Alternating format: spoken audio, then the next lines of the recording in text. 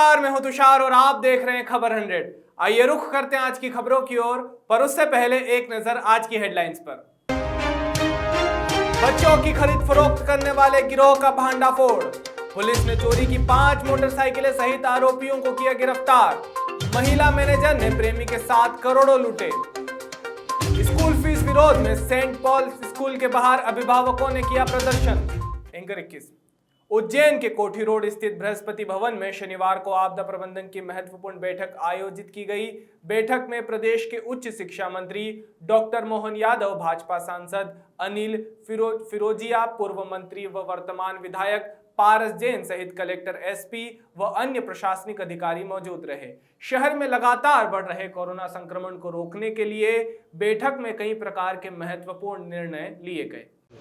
देखिए, कोरोना के कारण से जिस प्रकार की परिस्थिति बनी है, हमारा सबका प्रयास है कि कोरोना के कारण से कोई भी व्यक्ति के जीवन में कोई ऐसी घटना नहीं घट जाए जो उसके लिए बहुत हानिदायक हो। लेकिन संख्या बढ़ने के कारण से हमने हॉस्पिटल की क्षमता बढ़ाने की बात की है। चरक हॉस्पिटल में 100 बेड का एक अलग हॉस्पिटल करने की बात भी कर रहे हैं। 1-2 प्राइवेट हॉस्पिटल भी लेना पड़े तो लेंगे, लेकिन हर हालत में चिकित्सा सुविधा पूरी देंगे। जिनको जीवन में कष्ट है उनको ये बदलाव आ जाए, उनके जीवन में हम कहीं मदद कर पाए, ये प्रशासन का दायित्व भी है और यशस्वी मुख्यमंत्री जी माननीय शिवराज जी के निर्देश भी है और हम उसी परिपालन में आज बैठे थे। एकदम फैल रहा है, उसके ऊपर चिंता व्यक्त की गई और मैंने 3 महीने पहले ही प्रशासन को बैठक में आगाह किया था कि जो स्थिति भोपाल इंदौर की हो रही है उसको ध्यान में रखते हुए हम लोगों को आगे की योजना बनाना चाहिए। पर देखने में ये आया कि उसमें स्वास्थ्य विभाग कहीं ना कहीं कमज़ोर हुआ है और स्वास्थ्य विभाग ने ध्यान नहीं दिया, जिसके कारण ये स्थिति बनी हुई है। आज भी ये लोग गाड़ी पे विश्वास करके बैठे हैं, जिससे मैं संतुष्ट नहीं हूँ। मैं बार बार कहता आया हूँ, लड़ाई लड़ता रहूँगा, क्योंकि मेरे को मानव जाति को बचाना है। मैं जनप्रतिनिधि हूँ। मेरे मुख्यमंत्री, मेरे प्रधानमंत्री बहुत इस चीज़ पे संवेदनशील है, उसके बावजूद भी स्वास्थ्य विभाग इसके ऊपर ध्यान नहीं दे रहा। आज आपने भी उसमें सवाल उठाया, जो महिला की कुछ दिन पहले उसके ज्वेलरी निकाल ली थी, तो उसके ऊपर आज मामला FIR हुई है उसके ऊपर। एसपी को मैंने बोला तो उन्होंने बोला हमने FIR करी और हम जांच भी कर रहे हैं। एसपी ने भी माना कि हाँ वो घटना हुई है, लेकिन देखने में ये आ रहा है कि आरडी गाड़ी में कल रात को भी करीब 10 मरीजों को इन्होंने अंदर नहीं आने दिया। तब मैंने नोडल अधिकारी सुजान रावत को बोला और उनने फिर हस्तक्षेप करा, जब जाके हमारे संक्रमण को किसके ऊपर दर्ज किया गया है? वहाँ के कोई स्टाफ पे दर्ज करा, ऐसा बता रही हूँ। तो ये आज भी कलेक्टर साहब ने भी चिंता व्यक्त करी है और ये निर्णय लिया है हम लोगों ने कि प्राइवेट अस्पतालों में 5-5 बेड के अलावा भी अगर हमको बेड लगेंगे तो हम उनके व्यवस्था करेंगे। उसके बाद बिरला हॉस्पिटल और गुरु नानक अस्पताल, इसको भी देख रहे हैं कि यहाँ पे कितने वेंटिलेटर है, कितने बेड है, क्या व्यवस्था हो सकती है, हम वो भी करेंगे।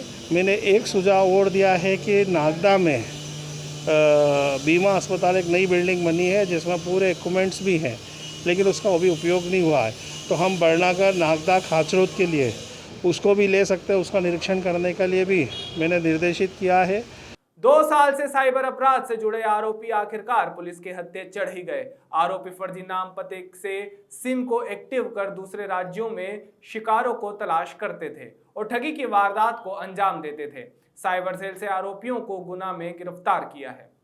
पिछले कुछ समय से जानकारी ये मिल रही थी कि जो साइबर फ्रॉडस्टर्स के द्वारा फेक सिम्स का यूज किया जा रहा था फ्रॉड करने में, वो सिम हमारे आसपास के क्षेत्र के कुछ ज़िलों से भी सर्कुलेट हो रही हैं। तो एक कंप्लेंट हमारे पास आई हुई थी, जिसमें एक व्यक्ति को फेसबुक पर कोई सामान बेचने के नाम पर उसके साथ ठगी कर ली गई थी, लगभग 1.25-2 लाख रुपए की। उस केस को जब इन्वेस्टिगेट किया हमारी टीम के इन सारे सदस्यों ने, तो उसमें ये पाया गया कि गुना ज़िले के कुछ सिम डिस्ट्रीब्यूटर, सिम रिटेलर हैं, जिनके द्वारा सिम को एक्टिवेट करके और उनको जो है फ्रॉडस्टर्स को सप्लाई किया जा रहा है। तो उसके बारे में जानकारी इकट्ठी की गई और जानकारी इकट्ठी करके जब उनके संबंध में हमें काफ़ी सारे एविडेंस इकट्ठे हो गए, तो हमारी टीम ने कल गुना जाकर और वहाँ से इनको अरेस्ट किया है और उनके कब्जे से बहुत सारे हमें एक्टिवेटेड सिम और ब्लैंक सिम मिली हैं जो यूज वो करते थे, और कई मोबाइल्स भी हैं जिनका यूज वो इन सिम को एक्टिवेट करने में भी करते थे और जिनके माध्यम से वो ये सारा अपना अवैध काम कर रहे थे। इसमें सबसे महत्वपूर्ण बात यह है कि एक फर्जी सिम बहुत सारे लोगों को ठगने में, उनके साथ अपराध घटित करने में काम आती है। और जब ये सिम प्रायः यूज दूसरे राज्य के लोगों के द्वारा की जाती है, दूसरे राज्य के अपराधियों के द्वारा उपयोग की जाती है, तो हमारी टीमों को वहाँ जाके जब सर्च करना रहता है तो एक्चुअल व्यक्ति कहीं मिलता ही नहीं है। तो इस तरह से ये प्रयास करके ये डॉक्यूमेंटेशन करते थे कि उस नाम, पते और चेहरे का व्यक्ति एक साथ उपस्थित ही ना मिल पाए कहीं। पूर्व के अपराध तो अभी हमें तलाश करना पड़ेगा, क्योंकि हमारी टीम ने अर्ली मॉर्निंग ही इनको अभी राउंड अप किया है और अब इसकी कानूनी प्रक्रिया हम पूरी कर रहे हैं, कोर्ट में इनको सबमिट कर रहे हैं, पेश कर रहे हैं, और इसके बाद ये सारे जो भी है हम इनके बारे में तलाश करेंगे। कितने आरोपियों की गिरफ्तार की है? ये 2 आरोपी हैं, संदीप साहू और रामेश्वर। संदीप साहू और रामेश्वर हैं। ये 2 टेलीकॉम सर्विस प्रोवाइडर्स के रिटेलर हैं और ये अपना काम करने के साथ साथ या तो टारगेट पूरा करने के लिए और बल्कि कुछ ठगों के संपर्क में आके उनके लालच में आके इनके द्वारा कई फर्जी सिम जारी की गई और उनको एक्टिवेट भी करके उनको दिया गया है। कब से काम कर रहे थे? ये करीब 2 साल से ये इस काम में हैं। अब ये ठगी का काम, ये इस तरह का आपराधिक काम कब से कर रहे हैं, ये इसके बारे में भी और जानकारी लेना है, लेकिन पिछले कम से कम 6 महीने से तो ये काम इनके द्वारा किया जाना हमें अभी पता लगा है। ग्वालियर से ओमपाल कौर अब की रिपोर्ट। इंदौर में महिला थाना और क्राइम ब्रांच पुलिस ने संयुक्त कार्यवाही कर नन्हे मासूम बच्चों की खरीद फरोख्त करने वाले गिरोह के मुख्य मास्टरमाइंड बबलू उर्फ तेजकरण से पुलिस की पूछताछ में कई बड़े राज उगले हैं, जिसमें बच्चों की खरीद फरोख्त से डॉक्टरों के नाम भी सामने आए हैं। वहीं पुलिस ने इस पूरे मामले में गिरोह के अन्य 2 सदस्य सहित बच्चा खरीदने वाली प्रोफेसर की पत्नी को भी अपने गिरफ्त में लिया है। किस तरह का गिरोह है, क्या ये काम करता था, किस तरह बच्चों को बेचा जाता था और ये बच्चे कहाँ से आते थे और कौन कौन इसमें शामिल? एक एनजीओ से हमको इन्फॉर्मेशन मिली है। एक एनजीओ से इन्फॉर्मेशन मिली है कि कुछ लोग एक 10 दिन के बच्चे को बेचना चाहते हैं। 10 दिन के बच्चे को बेचना चाहते हैं, तो उसकी तस्दीक के लिए हम लोगों ने एक टीम गठित करी।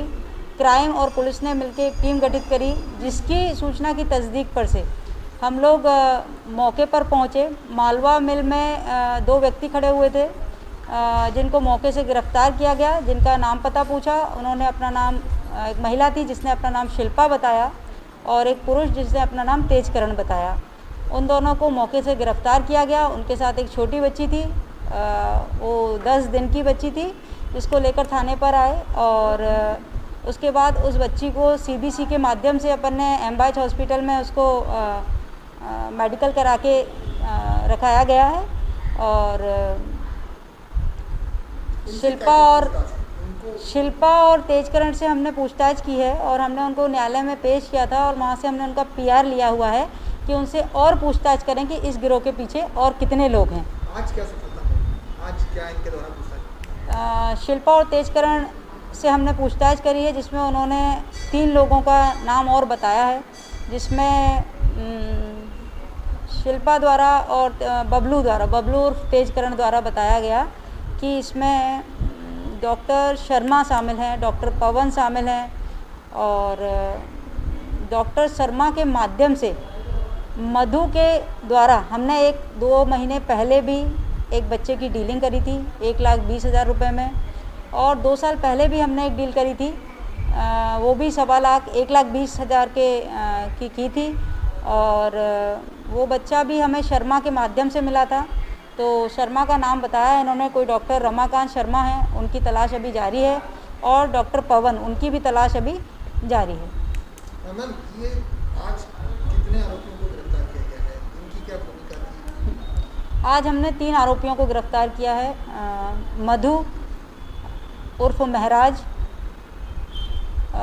अमित और एक रीति ठाकरे मैडम है, उनको हमने गिरफ्तार किया है। और इनकी भूमिका ये थी कि मधु को जो मधु थी उसके पास वो 10 दिन की बच्ची थी, जिसे अमित नाम के लड़के ने लाके दिया था। और अमित से पूछताछ की है तो उसने डॉक्टर पवन का नाम लिया है, तो डॉक्टर पवन की तलाश अभी की जा रही है। और जो 2 साल पहले और 2 माह पहले जो बच्चा इन्होंने सेल आउट किया था वो रीत ठाकरे के पास से रीत ठाकरे को इन्होंने दिया था, जिसके पास से हमने उन बच्चों को बरामद कर लिया। कितने बच्चों को रेस्क्यू किया गया? कितने बच्चे मिल चुके हैं? अभी तक 3 बच्चे मिल चुके हैं हमको। क्या एज है? एक 10 दिन की बच्ची है, एक 2 माह का बच्चा है और एक 2 साल का बच्चा है। ये गिरोह में मतलब कितनी गिरफ्तारी हो गई है और कितने और उनकी गिरोह के और कितने सदस्य हैं? अभी तक हम 5 लोगों की गिरफ्तारी कर चुके हैं, पूछताछ जारी है। अभी देखते हैं आगे कितने लोग और इसमें शामिल हैं। ये बच्चे किनके हैं इसके बारे में कुछ जानकारी मिली? अभी इस तरह की ये जो 2 बच्चे हैं उनकी जानकारी नहीं मिली है। 10 महीने की जो बच्ची है उसकी कुछ जानकारी लग रही है, अभी प्रॉपर उसकी जानकारी नहीं है। फिर भी अगर जल्दी से जल्दी जैसे ही पता चलेगा। इंदौर के एसबीआई बैंक की महिला मैनेजर और उसके प्रेमी द्वारा 3 करोड़ रुपए से ज्यादा की धोखाधड़ी के मामले में रोज नए चौंकाने वाले खुलासे हो रहे हैं। करोड़ रुपए का गबन करने वाली इस ठग मैनेजर ने गरीब मछली बेचने वाली महिला को भी नहीं बख्शा। गरीब परिवार की बेटी की शादी के लिए लेन देन का झांसा देकर दस्तावेज लिए और फिर लोन की राशि खुद हजम कर गई। इस शातिर जोड़े ने 49 बैंक खाते में हेरफेर कर करोड़ों रुपए का गबन किया है। अब तक की जांच में ही यह आंकड़ा 3 करोड़ रुपए से ज्यादा पहुंच चुका है।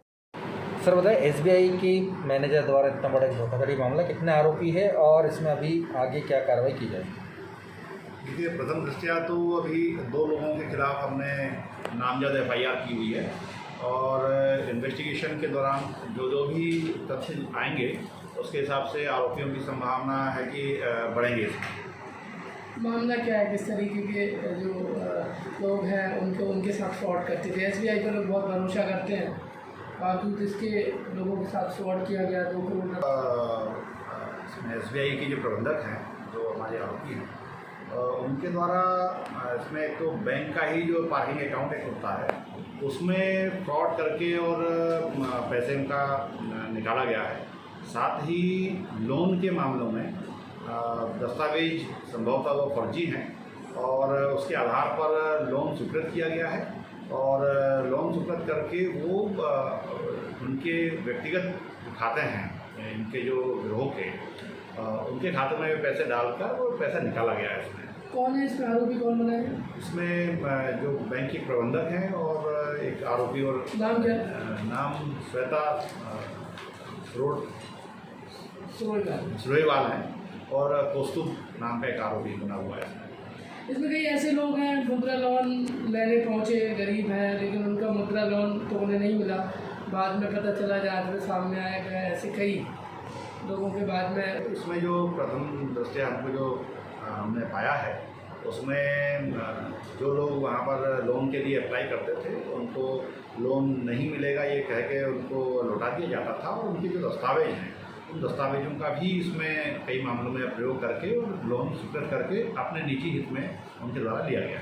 किस प्रकार के लोन थे? मुद्रा लोन, कार लोन? इसमें सभी प्रकार के जो लोन हैं, सभी प्रकार के लोन हैं। इसमें मुद्रा लोन भी है और व्यक्तिगत लोन भी हैं इसमें, और जो छोटे कामगार जो लोग हैं उसमें व्यवसाय करने के लिए भी जो लोन अप्लाई किया था वो भी है। तो बहुत सारे अलग अलग प्रकार के व्यक्तियों के द्वारा अपना लोन आवेदन दिया गया था, परंतु उनको लोन न देकर उनको लौटा दिया गया और उनके दस्तावेजों का उपयोग अपने निजी हित में किया है। कैसे लोन फिर बाद में हितग्राही से मना कर देते थे, लोन नहीं होगा आपका सेंक्शन, फिर बाद में लोन सेंक्शन करके हितग्राही को पता नहीं चलता था और वो पैसे कैसे अपने हित में ले लेते थे, वो थोड़ा सा बताइए। देखिए, ये तो चूँकि बैंक का ये इंटरनल मैटर है और इसीलिए हम अभी जो विवेचना में इसको शामिल करेंगे कि क्या एक ही व्यक्ति पूरे लोन का प्रोसेस कर सकता है क्या, क्योंकि बैंक का एक अपना सेट ड्रिल है लोन को स्वीकृत करने के लिए। और इसमें अभी प्रथम दृष्टया हमने बैंक के जो मैनेजर हैं उनको आरोपी बनाया है और विवेचना में जो भी इसमें सहयोगी पाए जाएंगे उनको भी आरोपी बनाएंगे। कितने का फ्रॉड लगभग अभी सामने है? लगभग प्रारंभिक तौर पर लगभग 3 करोड़ का इसमें मामला सामने आया है और 49 खाते इसमें हमने आइडेंटिफाई किए हैं। मनोज जी बताइए, एसबीआई मैनेजर ने आपके साथ कैसे धोखाधड़ी करी और कैसे वो उससे मुलाकात हुई आपकी?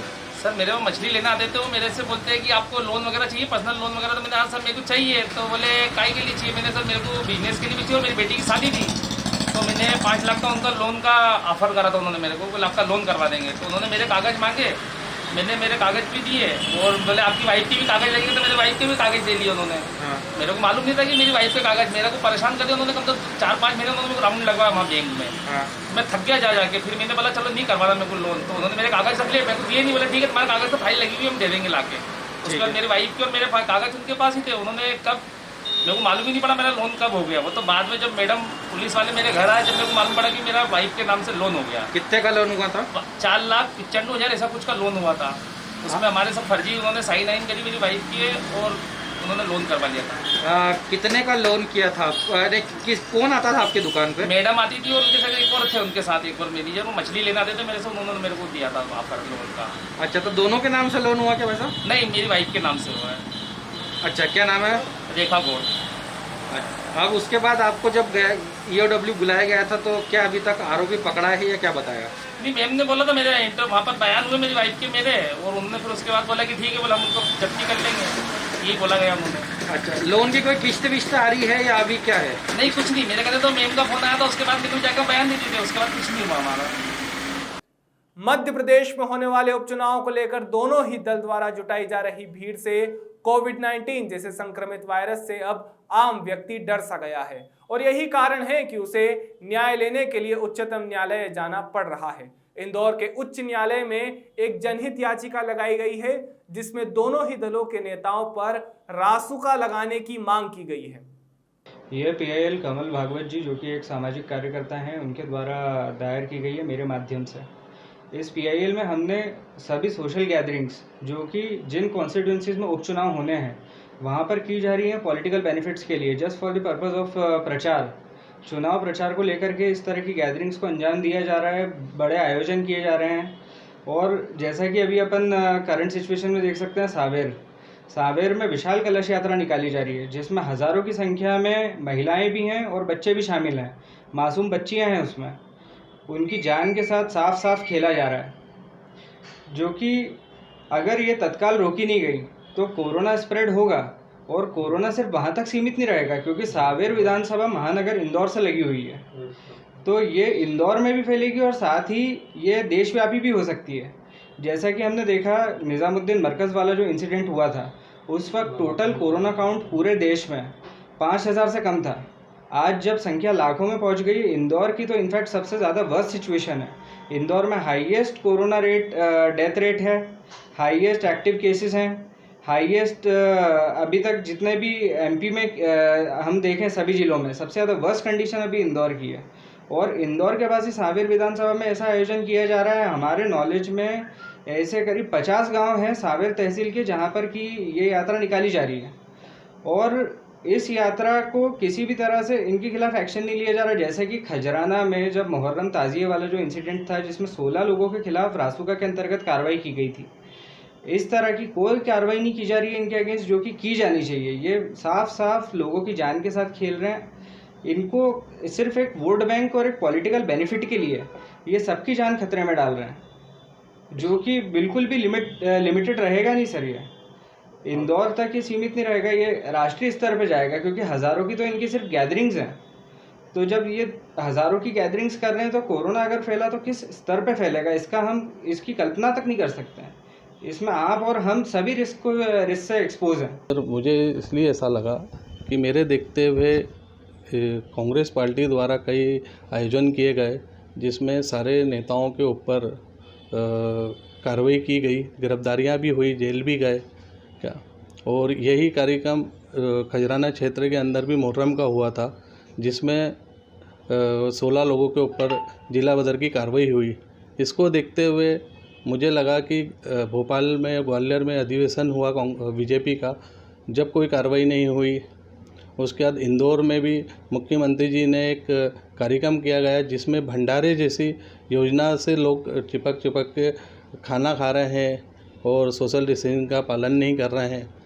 वही अभी सावेर उपचुनाव में भी देखा गया कि कलश यात्रा में भारी संख्याओं में बच्चे, महिलाएं एकत्रित हो रही है और इस कोरोना की महामारी के अंदर ये तो और फैलने जैसी स्थिति में है। इंदौर आज काफ़ी संक्रमित हो गया है, जिसको अपनों को बचाना चाहिए और ये चीज़ प्रशासन भी ध्यान नहीं दे रहा है और इस महामारी को बढ़ने में और सहयोग कर रहा है कि इन लोगों पे कार्रवाई नहीं कर रहा है। इंदौर से रियाज खान की रिपोर्ट। एंकर 26। गुना पुलिस अधीक्षक राजेश सिंह के निर्देशानुसार मृगवास थाना पुलिस ने चोरी की मोटरसाइकिल सहित आरोपी चोर को गिरफ्तार करने में सफलता हासिल की है। मृगवास थाना प्रभारी दीपक भदौरिया ने जानकारी देते हुए बताया कि मुखबिर की दी हुई सूचना के अनुसार यह कार्यवाही की गई है। वहीं आरोपी ने बताया कि वह मोटरसाइकिल चोरी अपने शौक पूरे करने के लिए किया करता था। गुना से राकेश जैन की रिपोर्ट। निजी स्कूल संचालकों के खिलाफ अभिभावकों का आंदोलन लगातार जारी है। उज्जैन में MR5 road Saint Paul school के बाहर अभिभावकों ने लामबंद होकर स्कूल संचालक के खिलाफ नारेबाजी करते हुए स्कूल फीस माफ करने का अनुरोध किया। यहां बड़ी संख्या में अभिभावक स्कूल गेट के बाहर पहुंचे और अपनी मांगों को लेकर एकजुट दिखाई दिए। वहीं अभिभावकों ने अपनी मांगों को लेकर स्कूल संचालक को अल्टीमेटम दिया है। दरअसल यहां पर अभिभावकों की मांग है कि कोरोना के दौरान लॉकडाउन व स्कूल बंद के समय की फीस न ली जाए। साथ ही अभिभावकों ने आगे बड़े आंदोलन की भी चेतावनी दी है। ये बच्चों के पेरेंट्स सोनिया ठाकुर और आज हम सेंट पॉल स्कूल में सभी पेरेंट्स एकत्रित हुए हैं और हम चाहते हैं कि हम ऑनलाइन क्लासेस चल रही है और ऑनलाइन क्लासेस बच्चों को समझ नहीं आ रहा है और फीस ये पूरी मांग रहे हैं और हम चाहते हैं कि हम इनको फीस ना देके सिर्फ 10,000 रुपीज़ देंगे और 34,000 इनकी फीस है। ऑनलाइन क्लासेस चल रही है सर और ऑनलाइन क्लासेस में हमारे बच्चों को कुछ भी समझ नहीं आ रहा है। अपने आवेदन किया हमने पहले करा था तो इनने बोला था 15 अगस्त के बाद आप आइए, हम इसका डिसीजन लेंगे और स्कूल मैनेजमेंट बाहर ही नहीं आ रहा है। हमारा मुद्दा यह है कि ये जो फीस मांग रहे हैं, अननेसेसरी फीस जो मांग रहे हैं वो हम नहीं दे सकते हैं और वो क्योंकि हम हर साल इनकी फीसें जितनी मांगते हैं उतनी देते थे, क्योंकि इस बार जो प्रॉब्लम होने के कारण हम ये फीस नहीं दे पा रहे। तो हमारा कहना ये है कि हम 1000 रुपये महीना सारे स्टूडेंट जितने भी यहाँ आए हैं वो इतनी ही भर सकते हैं, इसके अलावा नहीं कर सकते हैं। और जो हमने बहुत से कलेक्टर है, नेता है, वो जैन है जो है पारस जैन है, उनके वहाँ भी हम गए, उन्होंने हमें ये कहा है कि जब आप नहीं कर सकते थे तो आपने इस स्कूल में बच्चों को क्यों डाला। तो ये कोई बात नहीं होती है। हम अभी तक तो फीस जमा कर ही रहे थे ना, इसी बार हमें ये दिक्कत हुई तो हम ये करना चाह रहे, नहीं तो हम ये क्यों करते हैं बताइए आप हमें। पुलिस का कहना ये है कि जब वो आपको बुलाए तब आओ। तो क्या हम हर बार फ्री बैठे हैं? हमारे घर में या हमारे हस्बैंडों को कोई काम धाम नहीं है?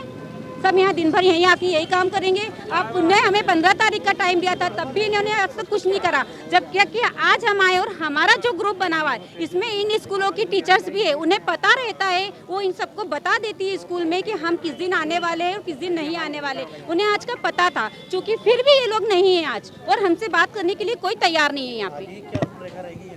आगे अगर ये नहीं करते हैं, अगर ये आज हमें हमारे जो ग्रुप है जो ये हमको जिसमें मैसेज डालते हैं बच्चों के लिए पढ़ाई के लिए, अगर ये उसमें मैसेज डाल देते हैं कि आप मंडे को आइए और सारे पेरेंट्स को डालते हैं, जो आज नहीं आए उन्हें भी पता चले कि ये उस दिन आना है और अगर नहीं करते तो आज पूरा दिन हम यहाँ पे धरना देंगे।